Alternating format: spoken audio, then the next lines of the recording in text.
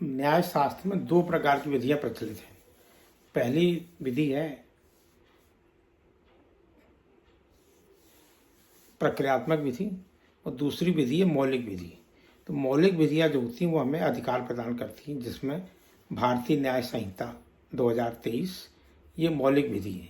इसी प्रकार भारतीय संविधान अधिनियम, संपत्ति हस्तांतरण अधिनियम, ये हमारी मौलिक विधियां हैं। ये हमें अधिकार प्रदान करती हैं, किस प्रकार का अधिकार हमें प्रदान किया गया कानून के द्वारा। अब इन अधिकारों को हम कैसे प्राप्त करेंगे, इसके लिए प्रक्रियात्मक विधि है, जिसमें ये दंड प्रक्रिया संहिता, सिविल प्रक्रिया संहिता और भारतीय साक्ष्य अधिनियम है। तो अब जो है भारतीय साक्ष्य अधिनियम 2023, भारतीय नागरिक संहिता 2023 और सिविल प्रक्रिया संहिता 1908 ये लागू हैं, जो प्रक्रियात्मक विधि हैं। तो हमें ये समझ में आना चाहिए कि सब्सटेंटिव लॉ और प्रक्रियात्मक विधि में क्या फ़र्क है। उसी के बाद हम इस कानून के बारे में आगे जान सकते हैं।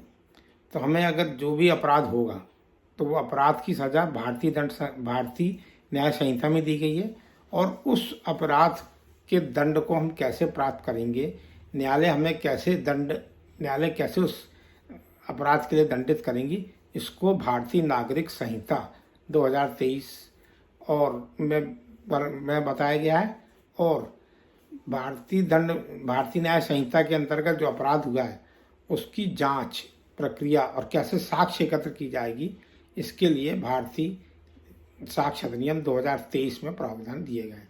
इस प्रकार हमें ये चीज़ें पहले समझ लेनी चाहिए, उसके बाद हम आगे बढ़ें तो अच्छा रहेगा। मैं उमेश कुमार गुप्ता, रिटायर्ड जिला न्यायाधीश, आपको इस संबंध में अवगत कराता रहूँगा। धन्यवाद।